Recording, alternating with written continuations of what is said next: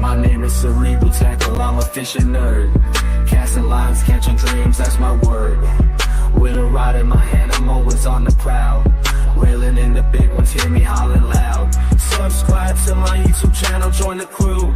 Witness epic battles and angles, point of view. Casting lines, hooking baits is what I do. Cerebral Tackles in the house, fishing for you.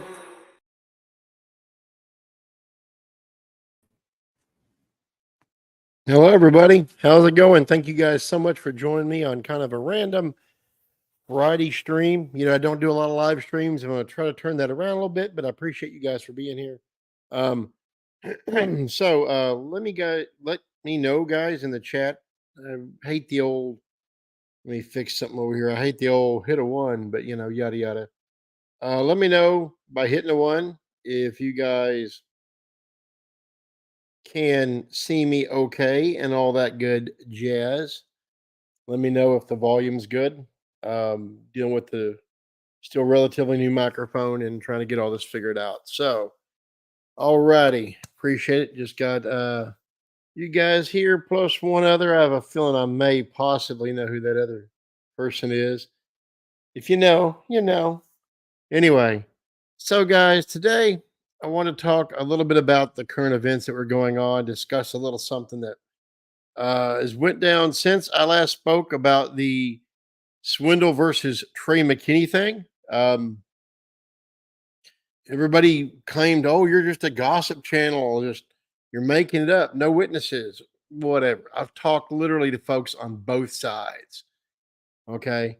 And as a matter of fact, I've mentioned in some of the comment section, but not really much publicly, that when I mean both sides, I mean, I heard from the folks over on Swindle side. And I got a funny story. Now, see, those of you, I hope other people watch the replay, because this is just kind of a sneak attack. I'm just kind of throwing this out there. Folks didn't know this was going to come, right? Because we're going to talk about these freaking badass crankbaits from Krew. But so after my second video, part 2, the Swindle McKinney thing, out of nowhere, Kenneth, hey, welcome, thank you. Slab Buster, good to see you too, partner. So after part 2 came out on McKinney Swindle, I get an email. The email is from Gerald Swindle's camp. Funny story. When Poche did his thing about the rules and Strachner, Sheffield, all that, right? Several months ago, I reached out in an email to Swindle and said, you know what? I would love to have you on to talk about the rules, because he's pretty hardcore on rules like I am. I'm too small of a channel, right? Ghosted me. Didn't hear anything. Until part 2 of that Swindle McKinney video dropped. Now, all of a sudden, he knew who the hell I was. And I get an email from his camp saying that, yeah, they remembered the name Cerebral Tackle. They went through their emails. They found this. And there's some things I got right in part 2 and some things I got wrong. And they just want to set the record straight. And it just, it's amusing, because they didn't deny that it was done in front of other people, okay, as in plural, not just a reporter. Instead, they said what I got wrong is that it was well after 2 hours that Trey McKinney, I think there was some misunderstanding. I don't think they listened to the video right. But they said it was well after 2 hours when Trey McKinney self-reported. But then they said they didn't know that he self-reported. So how would they know when he self-reported if they didn't know he self-reported? So I think that they misunderstood what I was saying there. What I was saying was 2 hours after the confrontation between Swindle and Trey McKinney, is when Trey McKinney self-reported. So they said, well, we're not calling him a liar, but we didn't know, or we don't know that he self-reported. Well, according to his camp, he did. So with all that said, they know who I am now. They wanted to point out that, said, they wanted to keep the boats moving along. That's why he approached him right then. And being backstage at an Elite Series tournament, I will tell you, yes, they're on those guys to keep those boats rolling and keep them moving through the line. Abso-freaking-lutely. The trick is, while that's true, he still didn't have to approach him in front of other people. What he could have done was, when he saw he was with other folks at the time, not sign the slip, fill out the protest later, and then come to him and say, hey, you're going to get protested. I'm the one that did it. That's cool. I see no problem with that whatsoever. Kid deserved a penalty. Could have been DQ'd. Probably should have been for that day's wait. Not a problem, right? But instead, he was hot under the collar, in my opinion, and won't do it right then. So that's what happened there. Now, a couple other things here. I was told that, let me read the exact words. Yes, people like to hear about the drama. They also like to hear about what's going on with the anglers that they, pardon me. That's my comment to them. It's addressing something that they said to me. Okay, I totally get YouTube and how it works, how drama stirs a pot. Nobody really wants to hear the good feeling stories. You did get some parts of the story correct, but other parts that are not were this. If Trey self-reported himself, and I'm not saying he didn't, why did Lisa still ask G to fill out a protest? That's easy. Really? A professional angler is not going to know this. If somebody goes with a protest, the other person's going to self-report. Trey self-reported 2 hours after Gerald didn't sign his slip. So Lisa's going to tell him, fill out the slip.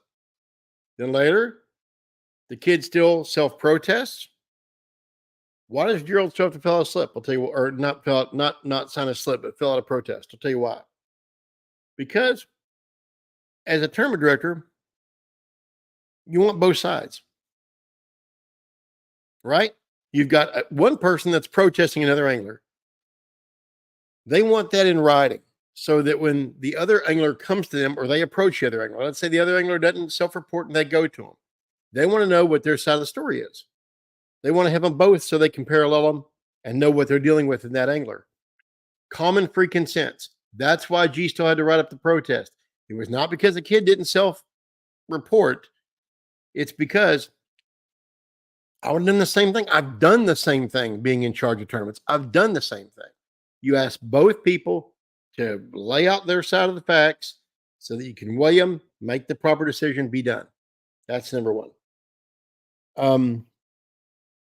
They also said there were not 3 missed calls, but only 1 missed call. But they admitted the kid tried to call. Now, here's a funny fact, okay? Let me read this to you, and I want to see if you guys pick up the same thing I did. We didn't know Trey had called G. We were already in bed because it was pushing 10 o'clock. I believe that.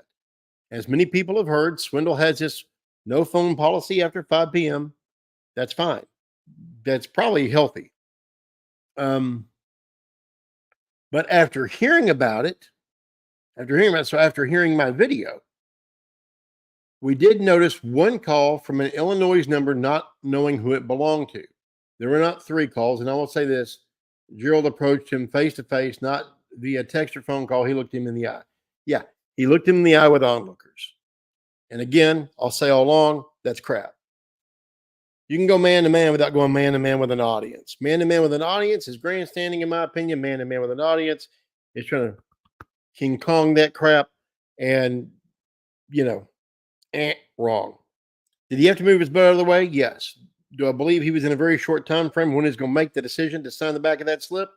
Yes, absolutely. However, approaching the kid, that's good. I'm all for that. I don't have a problem with that. Do it right.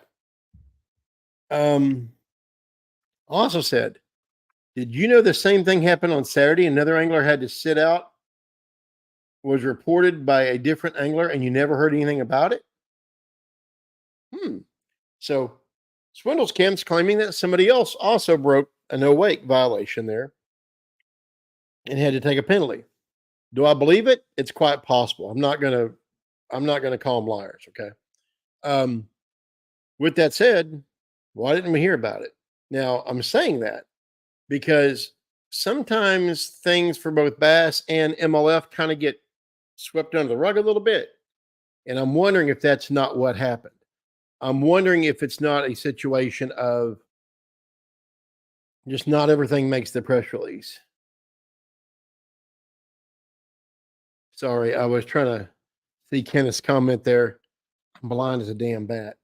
Anyway, so there was that. Let's see here. Now, to me, and I really hope more people either join in or watch on the replay. I'm going to fix the thumbnail because here's what I want people to really take away from this. Okay? Right here. Gerald's a man. Hold on. Okay. Gerald's a man. He wanted to tell Trey to his face, hey, man, I saw you run a no wake. He wanted to give him the opportunity to turn himself in, which you say he did. You ready? But I had to type up the formal complaint for Bass, and it was much later than 2 hours. That's where the confusion is. I had to type up. You can tell that's not Gerald talking third person. That's Leanne Swindle. So,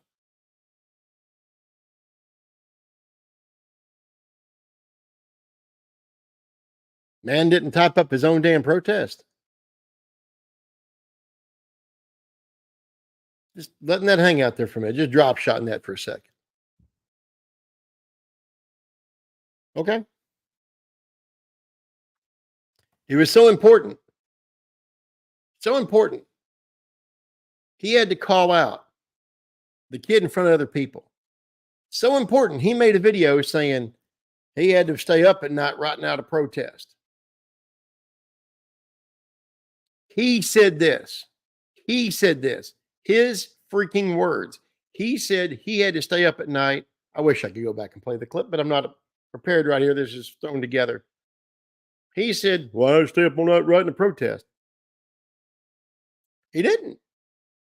Leanne did. Anyway. So there's that.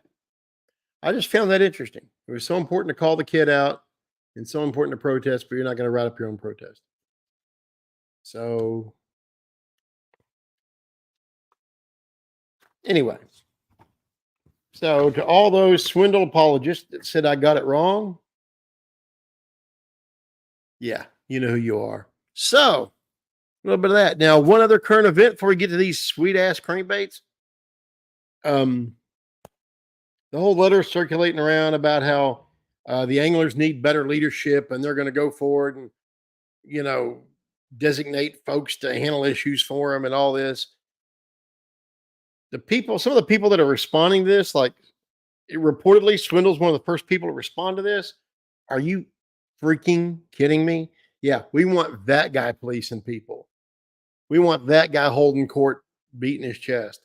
I'm sorry. You know, I had a lot of respect for him. I really liked him. Don't get me wrong. Swindle's a very charming, very entertaining dude, without question. When it comes to personalities, he's got one of the most endearing personalities on the tour on both sides, without question. However, the way he handled this and the way he come up behind to try to clean it up, not a fan. Caused me to lose a lot of respect. So, as far as them nominating folks to kind of speak and have this big meeting, leadership, and all this, and saying that every one of the rookies cheated and bought waypoints and all this. You're heaping everybody in together. Who is it, Mrs. CT? Kyle Patrick, friend of the show, Kyle Patrick, come forward and kind of had a little something to say about that. Kyle Patrick said, I'm not one of the ones that buy it, so don't heap all the rookies in together. I didn't buy any freaking waypoints. They're saying they do know of the existence of folks who bought waypoints, but to that I say, names. Bring it. I want to hear it. Not that I don't necessarily believe it, but keep in mind, part of my background is in investigations. I don't believe rumor and it's not gossip like some freaking troll clowns come to me and said, no, I've talked to people that are in the know that I trust that were standing in positions when crap occurred. Okay. That's not gossip. If they know of people that bought waypoints, publicize it. Get it out there. Be willing to stand on it. I'm willing to stand on what the hell I say. So there's that. That's it for kind of current events. Let's do a little rocking and rolling with some custom baits. I really hope you guys can see these. And yes, Eat Squawk, we have seen that before with MLF. MLF tends to do some they tend to have some after the fact kind of rumor mill going on. You know, I would report on much more of it if I had it. Now, people will come to me and say, why haven't you reported on this or this or this? I will if and when I get the right information. If I get stuff I can get people to sign off on, yada, yada, yada, I'll do it. So now I've got a big ball of goodies in my hands. Promised I'd get to these baits, and I'm going to. This isn't even all of them. Holy hell. So, for those of you who don't know about the great Paul Krew custom baits, Paul Krew is an absolute badass in the custom lure world. Go to, I think it's just paulkrew.com. It's Krew. So Paul, he's concentrating now on a lot of soft plastics. He did the custom painted crankbait game for a long time. And those of you that don't dabble in it or don't know about it, don't know that custom painted crankbaits are they're an absolute pain in the butt to do. It takes a lot of skill to know what you're doing, get good at it. Takes even more skill to keep it up. And then to produce them on a grand scale, hand painted is just the mother load. But he's done it. He's going to branch off and just do a lot of soft plastics now. Go to his website. He's got a lot of soft plastics. But he has a 1.5 crankbait out there called the React Square Bill. He might come back to him later, but he's taking them off the shelves for a bit to concentrate on the soft plastics. And he put some word out there. And I was able to go, and he had put like a couple out for sale. And after those went, I come up behind and said, I'd like the rest. Didn't really. Anyway, long story short, I ended up getting them for a birthday present. Somebody got a lot of crankbaits from him for a birthday present. So the first one I'm going to try to show you is kind of a sexy shad here. Oh, the camera colors just aren't going to do it justice. Not going to get it close enough. Gosh dang it. I really wish you guys could see. Going to really miss out on this camera not being able to see the good colors. It's a standard sexy shad. It's a good looking one. And thank you guys. Appreciate that. This is what I'm going to kind of call a tomato crawl.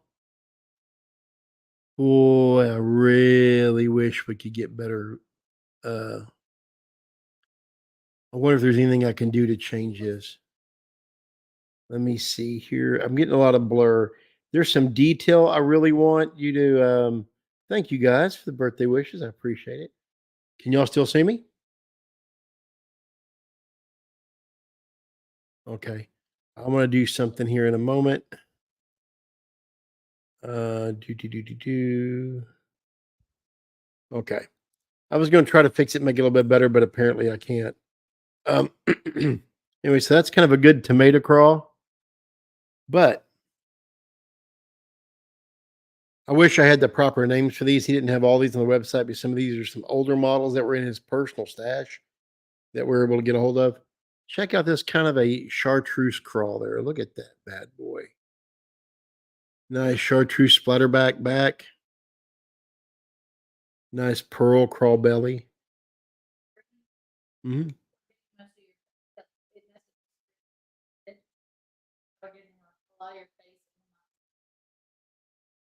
Now still? Has it gone back? Okay, sorry guys. Yeah, so there's that right there, that nice little chartreuse crawl. I'm not gonna be able to get the what I want in here, but I'm gonna try. Now look at this blue crawl right here. Blue back, have that kind of pearl crawl belly. I really wish y'all could see that better. Um, because there's a lot of detail in these that the pictures I posted online don't do justice. Like this is kind of a green pumpkin orange crawl, and what you can't see is the flake in the back. It has like purple and copper flake. And the belly, you might can see it's almost completely not complete. It's almost translucent. Like if I'm looking at it from here, I can completely see my finger passing on the other side of it by the light of the screen. Some of these have a couple of small BBs in them. A couple of them are one knockers, and some of them are silent. Let me see if I find a one knock. Like there's a good silent one. Sure, we'll have these picked out or silent. Then there's this one here. I really, really, really, really wish y'all could see the color on this one. Maybe y'all can kind of see if I see all that flake in the back, guys. A lot of purple, copper, black flake. Kind of a water or green pumpkin orange crawl here too.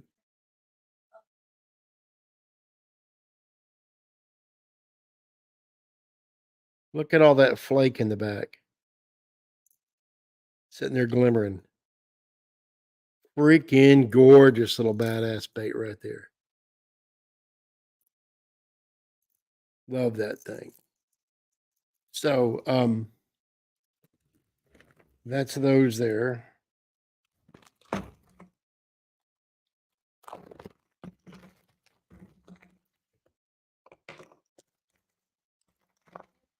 That's the exact color I like. Really? I'm telling you, ain't it gorgeous? Ain't it freaking gorgeous? I've got some others here I'm going to go through and pick out as well. Here's a nice bright kind of orange tip crawl. Look at that freaking tail there. Nice dark back, of course.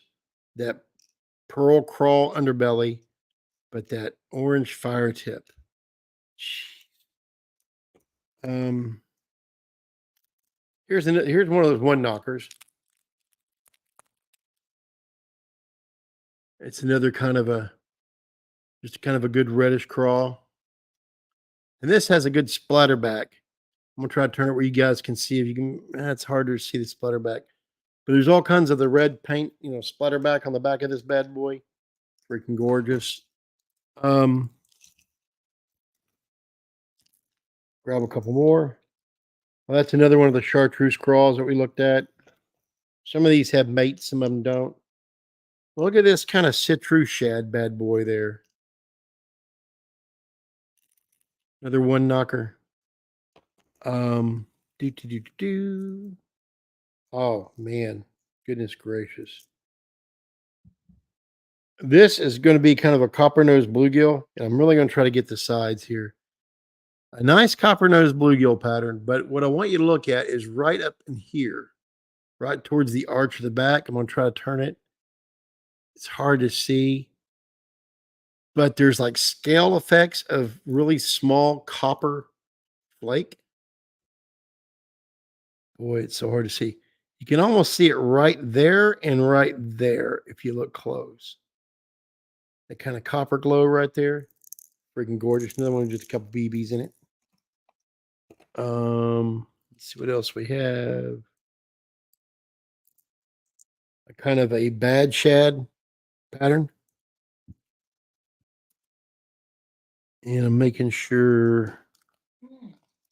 What? Yeah, it is. Yeah, it is. And then just kind of an old school straight shad. I think the rest have mates. So I became a fan of his cranks back when I was still fishing tournaments regularly and loved it. It was a lot of good stuff.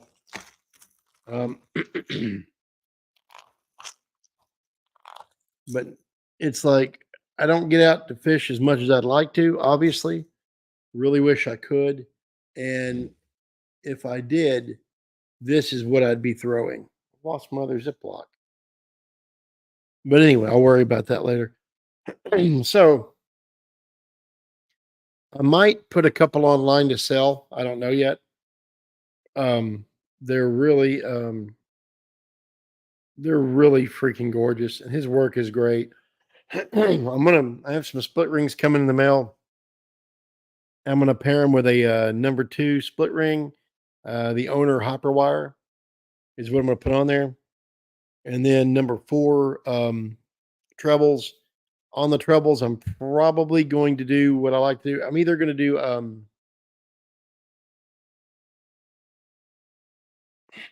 sometimes that depends on the color and what I'm doing. Sometimes I'll do 2 round bends. Sometimes I'll do 2, wide or like the triple grips, wide bends.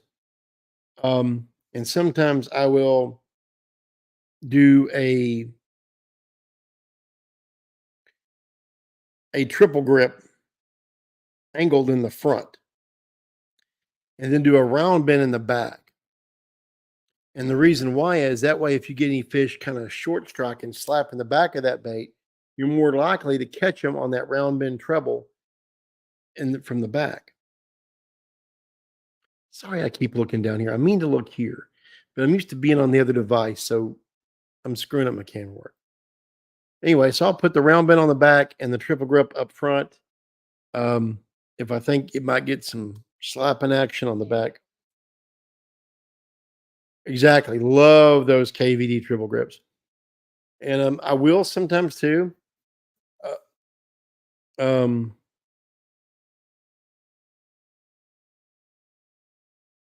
Let me do this real quick here. A bit of housekeeping. No, Miss Mandy, you're most certainly not welcome, grifter.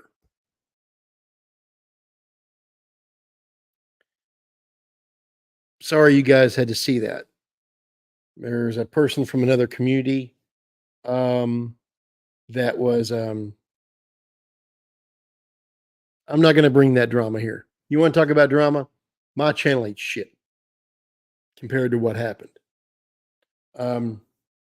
So there's a reason why. See, viewership dropped just in. There's a reason why. I'm not going to get into it. Person was on another channel and, well, bad things. Hurt a lot of people. A lot of people. So I'm not going to entertain that person here. The person's trying to show up different places and trying to get back into the communities, and we're not going to do it here. Yeah, exactly, J. Carr. Sorry, I was not expecting that, folks. So anyway, yeah, try to get back in the water. So I'm hoping I'm going to give it a little bit for some other people to pop in. I want to J. Carr. J Car knows about that situation. I step away for 4 seconds. Yeah, right, right, and just like monkeys throwing poop out of nowhere.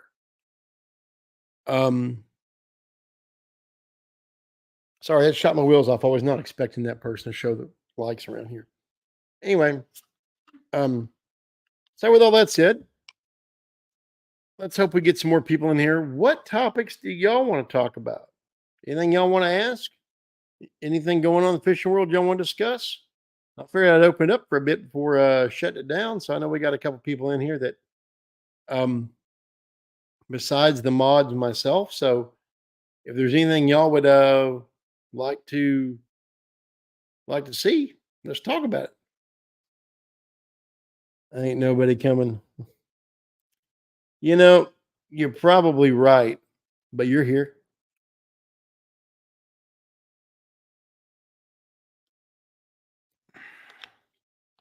Yep.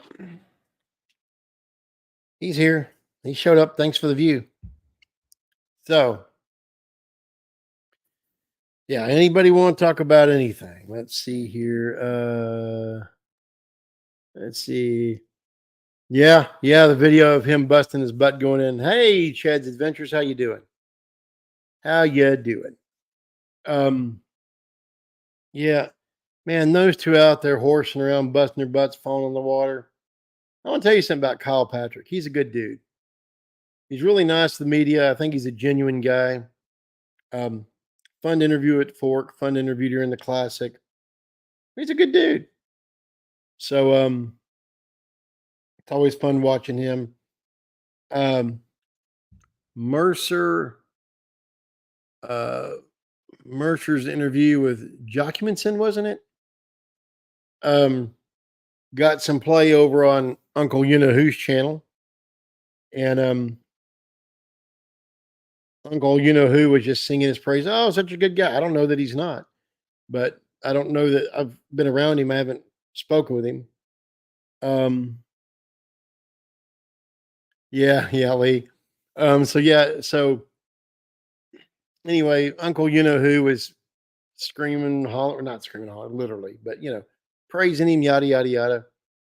And I was talking about Mercer's podcast, and one of the biggest comments there that was liked was, if we wanted to watch Mercer's podcast, we'd watch Mercer's podcast. Why are you reciting Mercer's podcast?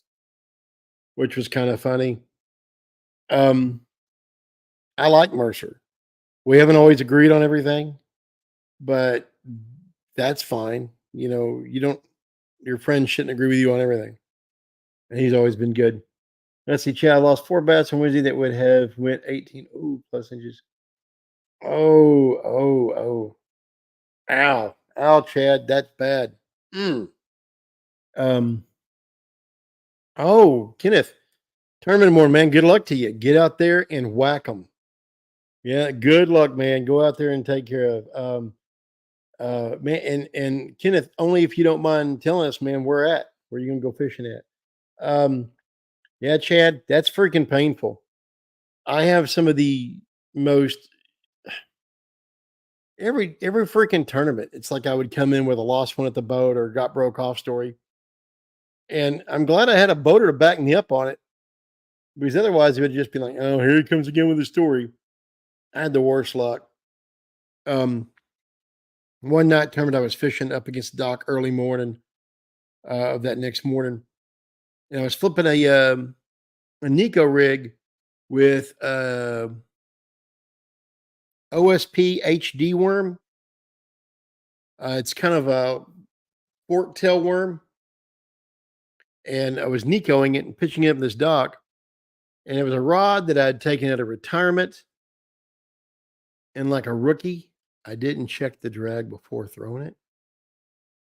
And I was throwing that HD5 in Morning Dawn. And I pitched up underneath that dock, twitch. Wham. Got her face up. Net lady was like, uh-oh. She grabs the net, turns the corner. Broke me off. Because after that fish come up and saw what was going on, she's like, nope. Turned around, went the other way, and I had my drag cinched down like a moron. Never, ever, ever store your rods with the drag cinched down. It tears up your brakes. Like, well, not brakes, like the washers. Thank you. They're washers. They're in your drag. Cinch them down to flatten them. It'll bind them up, especially on the cheaper reels. It's just it's a way to abuse your reels. But like an idiot, I did it. And it was a front drag spinning reel, which made it a little less damaging the reel, but still, I was an idiot and shouldn't have done it.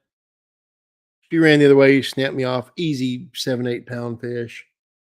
Would have been big fish of the tournament without even having to breathe. Throwing the Kitech Crazy Flapper.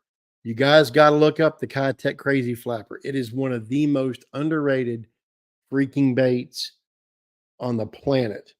And it was I was throwing flooded brush on my home lake, and we had got a lot of rain. It was up several feet, and I was shore fishing. I was having to make a long distance cast from the bank to get to viable water. Spring, he thumped it, comes up out of the water. I crap myself because she was easy 8 to 10. And I get her up close to the bank. We don't have the net with us because, like I said, we're walking the bank. We're stupid. We left the net back in the dadgum car. And I get her out of one thing of brush, get her up close. She wraps up in another. And as I'm trying to fish her out of there gently without snapping off the line, she gets out of one part of that brush, but she's still around another limb. But she feels a slack and thinks she's free. So she bolts right against that limb. I think I dropped an F-bomb that they probably heard for miles. I was absolutely sick. Then there's big fish that I had no business catching that I've caught. Like, give you an example. The picture that I posted in the community page in a couple places, that big 10-pound fish, ended up being a catch and release record. If it wouldn't have been 45 to 50 degree water, I wouldn't have got her in. Caught her on my wife's crappie gear. Literally like one of the last casts before leaving. The wife was packing the car. I was missing one of her rods down at the dock. Rod loads up. This is like early March.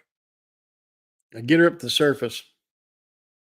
I see her head and I'm like, I know how this story ends. I'm screwed. 6-pound Seaguar, a Brazix line, a medium action crappie rod, an old, what they call throwaway Shimano spinning reel, like an old, what was it? Wasn't a Sienna. What was it? Like a Sienna, something along those lines. The clamshell ones back before they boxed them up and improved them like they have in recent years. This rod's 20 years old. A reel's 20 years old. The rod's older. Anyway, get her up to the surface. She splashes. I'm thinking I'm screwed. But because the water was so cold, her, metabolism was slowed. I started screaming like a schoolgirl for the net. Wife comes running with the net. This is before MS diagnosis, back when she get around better. She comes flying down the dock. Her and a guy helped me net it and get it up. And that was pretty dadgum cool. So let's see here. 3 spit the lure out. And one of those went under kayak. So the fourth one was kind of my fault instead of using the net. Tried to lift it by the line. Oh, yeah. The dreaded touching the line. I was a kid fishing on my favorite fishing barge. One of my favorite stories. I've been fishing out in the walkway where I always did for bass and hadn't had much luck. Guys fishing tournament. Comes by me in the boat and I said, How have you done today? He goes, I've done really good. He goes, Want me to show you what I'm using? I'm like, yeah, sure. So he pulls his boat up the dock, hands me a Ziploc bag of about 30. The dude had like a big bulk pack of 100 plus. Black, what they call black cherry. It's the black with red flake, ribbon tail ringworms, like 7 to 8 inch ringworms. And he tells me, he goes, go to the back of the barge, throw as far as you can off the right hand side. I promise you'll get a fish. I'm like, okay, I'll try that challenge. Tie one on, go back there. First couple of casts, I felt like a little strike, like something was nibbling out, almost like a bluegill. And there were 2 guys fishing right there beside me, straight down for crappie. I told them, I said, next time that bluegill hits it, I'm going to beat him with that weight because I'm going to cross his eyes, trying to set the hook. So that third time, tap, tap, tap, I reared down and set that hook. And it was not a bluegill because that rod tip just, I fired in a fish that's easily 9-10 pounds. Get it up to the railing. One of the guys wants to help. Reaches over, grabs the line with one hand, goes to lip it, and tink. That fish was so tired out, all you could see was its big mouth open as it just slowly sank backwards out of view. The 2 guys there, the one guy that grabbed it, the other guy was his brother. And his brother takes his hand, slaps him upside the back of the head and says, don't you ever effing grab the line. You just lost that kid that huge fish. What are you doing? And just starts cussing out his brother. And it was, looking back, it was hilarious. He was so mad because we had that fish all but in, and that fish had nothing left. I mean, it was going to take it a while. I hope it didn't die. It was like literally when it started falling backwards, it looked like it was dead. Mouth wide open, just slowly sinking backwards. Anyway, so yep, I know about grabbing the line. That's cool. Okay, very good. That's cool. Kayak. That's freaking cool. Yeah, even back when I was a lot smaller, I did canoes now and then. I never tried a kayak. Nope, not for me. I don't have the balance for a kayak. Believe it or not, I was not always this size.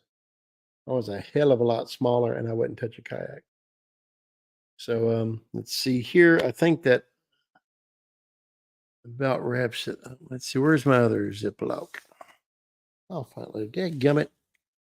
I hate it when stuff isn't where I put it. There's a Ziploc over on this side. Is that it? This one here? That's hooks. I was going to show you all some of the hooks and stuff that I like to. Did you grab me a quart one out for that? Maybe you didn't grab me a quart one. Okay. Okay, I'm not seeing the quart. Oh, there it is. Found it. Anyway, so yeah, that's basically that for that breaking, not really breaking news, but that, I'm sure Swindle's camp will get upset when they hear that. And it's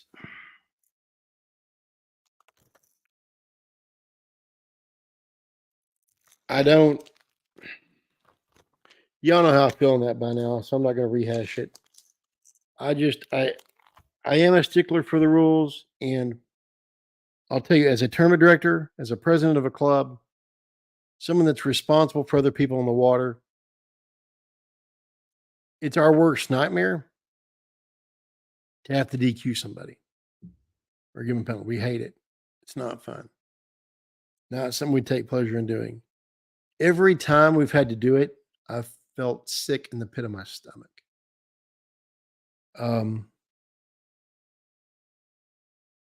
Not fun. So it absolutely, thank you, J Carr. It is. President of a bass club, man, you don't make any money, right? We had one smart ass every year would say,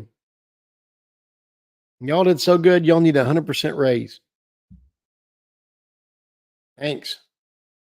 Yeah. And we all knew that he wasn't being mean, that he was joking. Hell, he was an officer for a long of that time.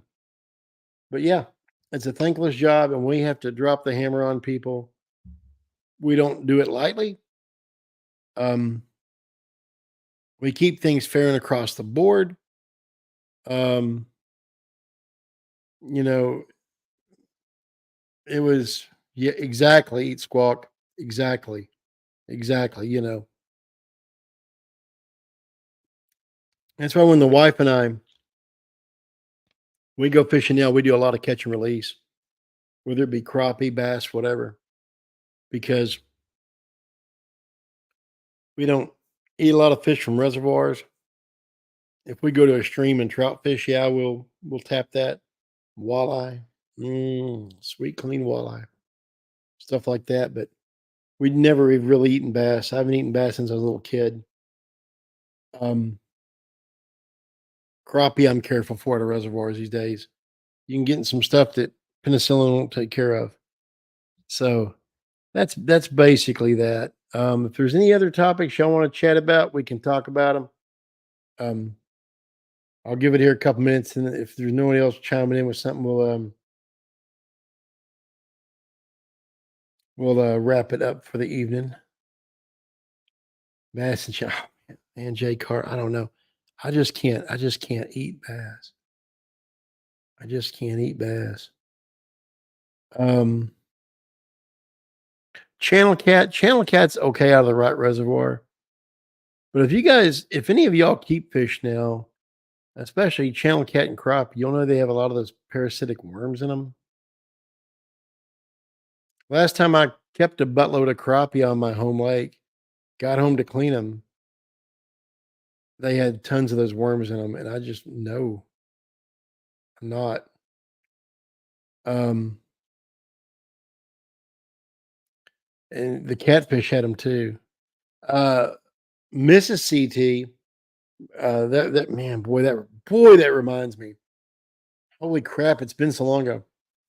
We went up in one little cove. We normally fish for crappie on a pontoon boat. We went up there, and it's like a spawn crappie area. We go up in there expecting crappie. The crappie had moved out, and the catfish had moved in. So here we have all of our crappie gear, and we're catching 6, 8, 10 pound channel cat on 6 and 8 pound line. Made it interesting, but we landed several.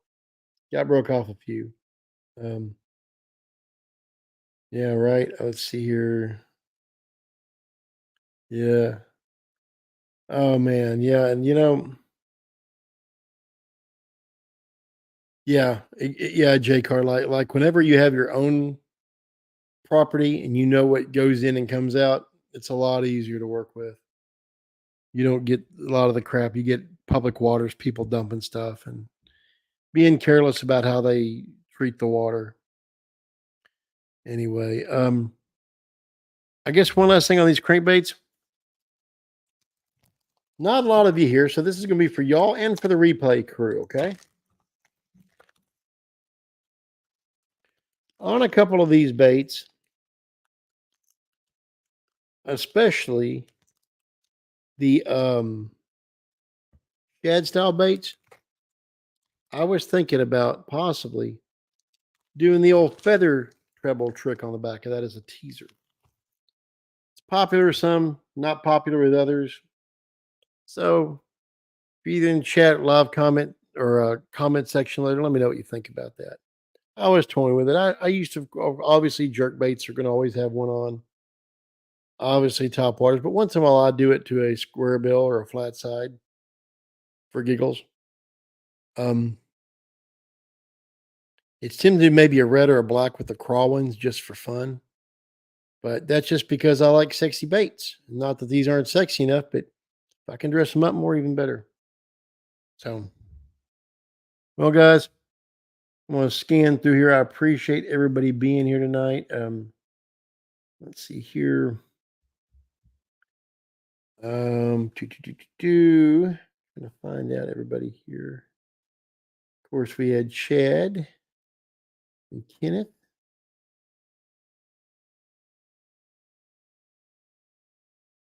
I'm going to scroll up and down. Okay. So things are kind of slowing down, getting a little dark out. we're going to wrap some things up. Find some din. We haven't eaten yet. We're both getting kind of punchy tired, and I still have some calls to make.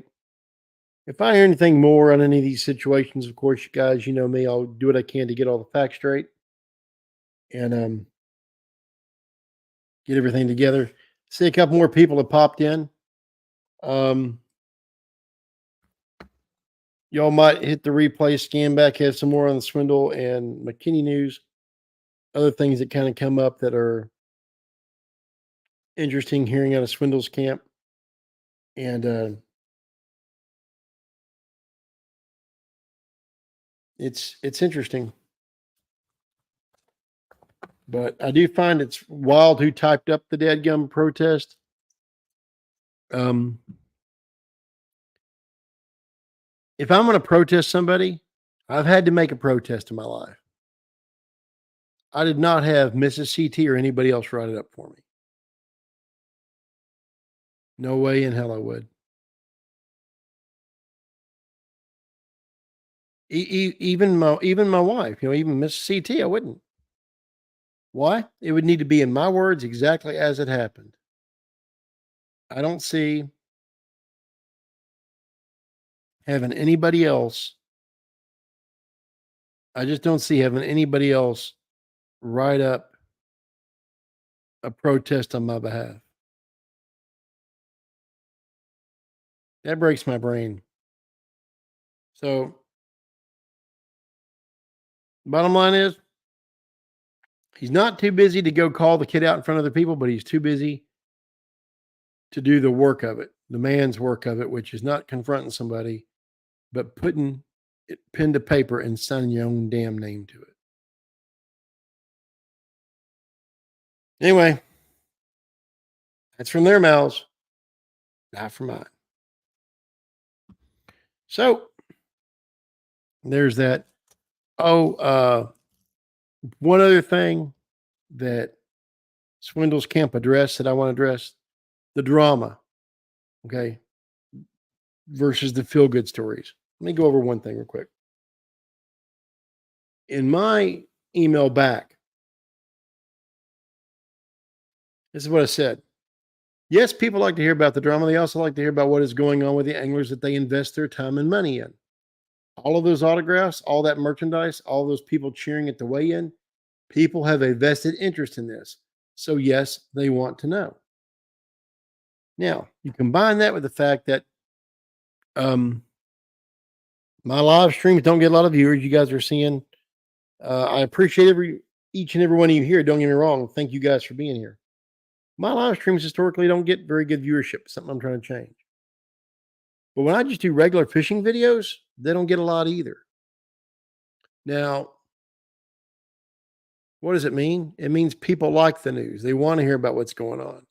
And I think rules, while they're a hot button topic, people want to know that the folks we're watching, that we're investing, like I said, our time and money into, investing pieces of our lives into, that they're actually holding to the rules and doing right. Of course, we want to see that. We have a vested interest in that. And so many people watch the videos, then called it a drama video and left. Why did they tune in? They saw the thumbnail. They knew what they were getting into. You know what they call that? What do they call it? Dirty pleasure? Secret pleasure? Well, you know the phrase for that? Guilty pleasure. Guilty pleasure. You know, it's a guilty pleasure. How many of those same guys probably watching Real Housewives? Anyway, yeah, guilty pleasure. So yeah, so they come, they watch it, and I appreciate the views. Let me tell you something. If I could just do straight how-tos, tips all the time, I wouldn't mind doing that. It's not that I mind covering the news. I enjoy it. But I am trying to grow a channel. And I don't do stuff just for clicks and views. I am passionate about the subject, whether it's breaking rules and news and the anglers and the MLF and BASS and MPFL, everybody else, doesn't matter.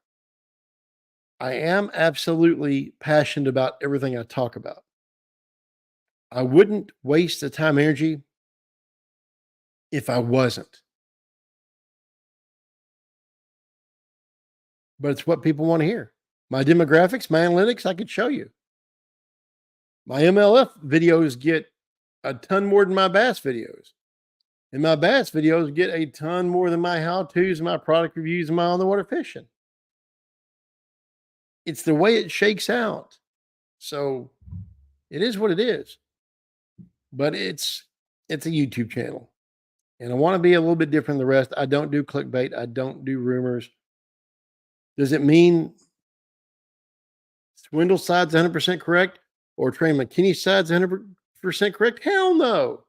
It doesn't. It's like they always say, one person's truth, the other person's truth, and the truth. And I think here it meets somewhere in the middle. I do. But what I will commend is the fact that Swindle's camp reached out to me, gave me their side, and let me know what they thought was right, what they thought wasn't. Corrected me on a couple things. I appreciate that. That's not lost on me. I appreciate them reaching out. So I thank them for that. Don't get me wrong. Is what it is. And just as I was going to close shop, I see some more people popping in. If you just arrived on the scene, put a 1 in the chat. Let me know you're here. And let me know what you want to talk about. Let me know. What do we got? Come on, folks.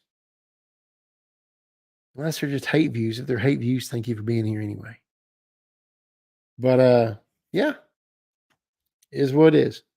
I'll give it a couple seconds to pop up and see if anybody wants to say a little something. Tell me something they want to talk about. And I appreciate y'all just enjoying the rambling. Let's hear. Eat Squawk says, hey, Trey Jennings is a big Housewives fan. Oh, wow. That's another thing. That's another thing. That's another thing. Okay. Thank you, Jay Carr. You are awesome. Man, I appreciate y'all. Thank you, mods, for being here. The Bilge. I think Trait and Chris have a wonderful podcast. I think they're great at it, without question.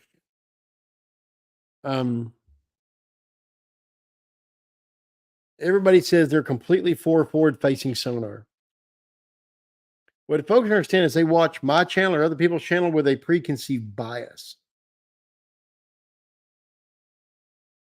Like Chris may say to a guest, so, you think forward-facing sonar should be limited? And guest says, oh, yeah, I think it got to be limited. And Chris may say, I can get behind that. Not saying he completely agrees. It's an interview tactic that a person interviewing somebody else identifies with them, puts themselves in their shoes to elicit more information. Otherwise, it's just a yes-no conversation the whole dadgum time. That's not what conducting an actual interview is like. Chris and Trait, they could have been on radio a long time ago. They know they have that skill. They know how to interview. They know how to talk to people. You know, I used to. I lost my touch. Y'all can watch that interview with me and Matt Steffen. I lost my touch. And by the way, we're hoping to have Matt Steffen on the channel again here sometime in the near future. He's a good dude. And I should have a video coming out that I did with him at the Classic on that new swim jig he's pedaling over there at Core Tackle. Sweet swim jig. So I'll have that on the channel here coming up soon. I got to edit the video and get it turned out, but there's that to watch. Beautiful looking swim bait. But yeah, you know, as far as the bilge is concerned, you know, a lot of folks, it's lost on them, the name of it. Chris and Trey aren't stupid. It's the bilge. What's the bilge? What pumps out everything that's left over, that's over the top, that's flooding, that's overflowing. It clears the boat, right? So, yeah, they cover serious topics. And some of it's kind of decluttering the boat, getting all that extra water out. It's clever, very clever. First time I watched their podcast and saw how they talk to anglers, how they do their interviews, along with the name, I saw what they were getting at. They ain't stupid. Chris and Trait, they're smart cookies. And when it comes to bass fishing, ladies, man, Trait, hard pressed to find somebody as badass as Trait anywhere else. When she was on that Bass Live event and they were doing the Ladies' Day, and there was that kind of comment made by the other commentator about Koya, her delayed, oh my gosh, and uncomfortable laughter was freaking hilarious. I played that on a loop for like an hour. So they're good folks. Let's see here. Looking to see if anybody else has popped up over here in the chat. Come on, folks. Let me know you're here. We're scrolling. Nope. All right, folks. Well, we're right just past an hour. I appreciate all you guys for being here. I'm going to thank you. Thank you so much, Jay Carr, for the birthday wish. I do appreciate it. If it's legal in a tournament, use it. Those that fight about it suck using it. You know what? I think I'm going to pop that up on screen. There you go. And see, you guys know I love to talk. You guys know I love to ramble. I can always tell in my comment section who has forward-facing sonar in their boat and who doesn't. Because the people that have a misconception about, like all these people saying, oh, you can throw it there and you can snag with forward-facing. Todd Castledine, right? I think did the $10,000 challenge. Anyone that could snag a fish in his anyone that could thank you, Jake. Anyone that could snag a fish using forward-facing sonar out of his boat gets 10 grand. It doesn't happen. That's not a thing. It's never a thing. And all the folks that say you catch every single fish you throw at, watch Money Bass. Money Bass is my dude. But how many times have we watched his on the water challenges with his anglers? And he's targeting the same fish over and over, not like the same specific fish, but the same group. And he can see him. He knows he's there. They're there, but he doesn't hook up. If anything, you waste more time with forward-facing sonar.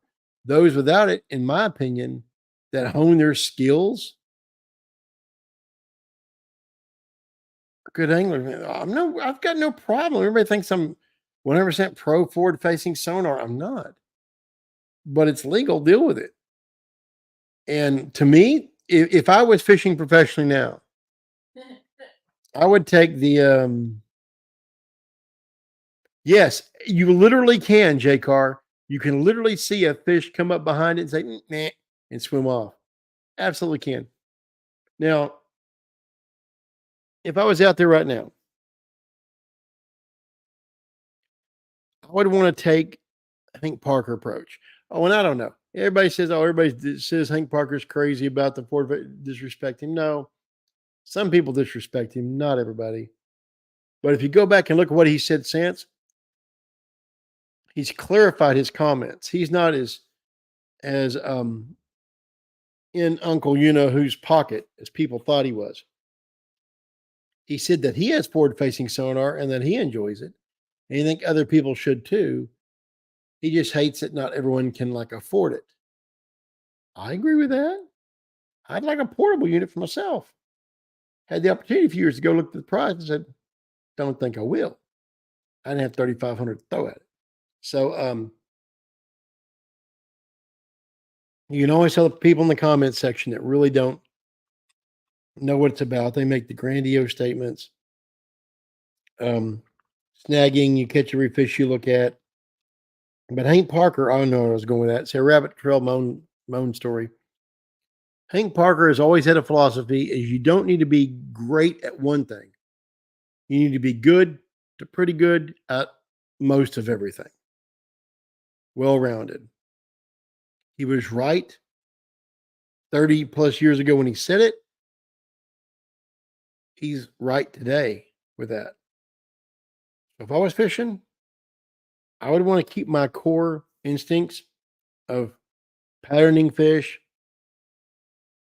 seasons, water temperature, barometric pressure, weather, keep all of that, right? And also learn forward-facing sonar. It's another piece to the puzzle. It is just another tool. If you're using it right, it is just another tool. So, Justin Hamner, Ray McKinney, guys are hammers. Then you get other folks that saying Justin Hamner is 19 years old. They're confusing them. See, they're just hating on the youth. Justin's what, 32, 33? 33 years old? He's not 19. It's been like a 19-year-old won the classic just using forward-facing sonar. No. People do it. People say it. And people say it because, well, they don't know any better. They come in the comment section half-cocked, no research, just talking out of their butt and thinking people aren't going to know. That's the Dunning-Kruger effect, where you learn a little bit about a subject and think that your opinion formed from that little bit makes up the rest of what your education needs to be and what you should know. And then you just push that forward on everybody else as if it's fact, as if you're an expert. And that's not the case. That's just talking from personal bias and confirmation bias and giving yourself a proctology exam bias. Anyway, is what it is. So that's why in my comment section, I try to address a lot of the folks with bias. So yeah, you're looking at A, B, and C, but what about D, E, and F? Yeah. So there's that. Well, guys, I haven't got any more. Let me see here. All right. Nobody new coming up over one last call. We're over an hour now. One last call for anybody else in the chat that has any questions that would like to just ask away. Feel free. I'll either answer it, I won't, or somewhere in between, throw it at me. Who knows? Maybe you'll ask me something I don't know, and I'll turn around and go find the answer for you. We can do that too. But I'm going to give it like a minute here. There's some delay between the video and when it all gets out to you guys, and we'll go from there.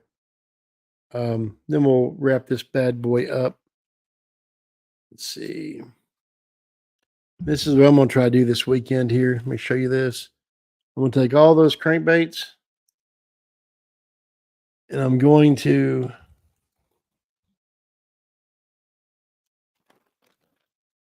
dig out my bag of hooks, get my split rings, find my split ring pliers where you'll moved. As you see, this one isn't done in the studio, and we're going to get going,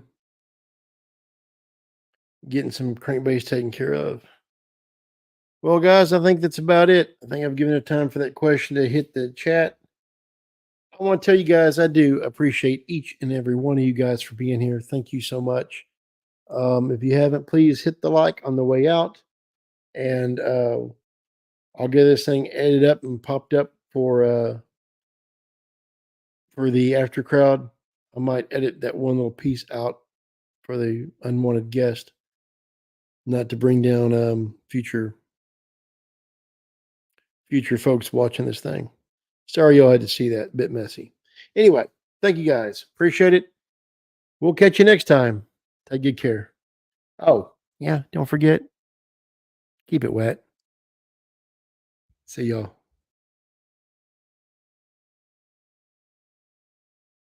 Oh, Doctor Who. Okay, hold up. I had a feeling it was you. But you told me not to call you out when you were lurking in streams. You told me not to call you out. Look at you. Yeah, yeah. See there? Uh-huh. Yeah, I hadn't hit the button yet, doctor. I caught you. I caught you. I didn't even need one of those number 4 trebles over to catch you on that. I got you. I'll be texting you here in a minute. I might need your help editing that crap out. You know who showed up. Anyway, catch y'all later. I'll get you in Discord, buddy.